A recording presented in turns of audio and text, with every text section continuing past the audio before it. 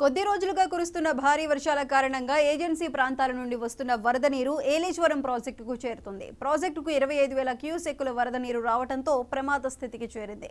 దాంతో అధికారులు ఏలేశ్వరం ప్రాజెక్టు నుండి సుమారు 15,000 క్యూసెక్కుల నీటిని విడుదల చేశారు. పెద్దాపురం కెనాల్కు 7,000, పిఠాపురం కెనాల్కు 9,000 క్యూసెక్కులను విడుదల చేశారు.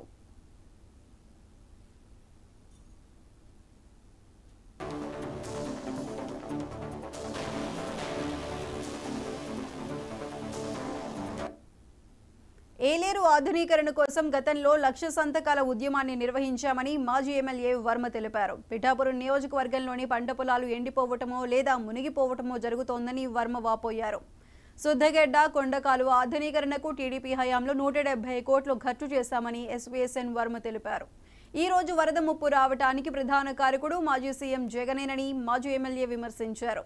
పవన్ కళ్యాణ్ ఇచ్చిన మాట ప్రకారం ఏలూరు సుద్దగెడ్డలను త్వరలో ఆధునీకరిస్తామని collectorate review meeting SVSN Varma తెలిపారు. పిఠాపురం నియోజకవర్గానికి శాశ్వత పరిష్కారం దిశగా డిప్యూటీ సీఎం పవన్ కళ్యాణ్ అడుగులు వేస్తున్నారని వర్మ తెలిపారు.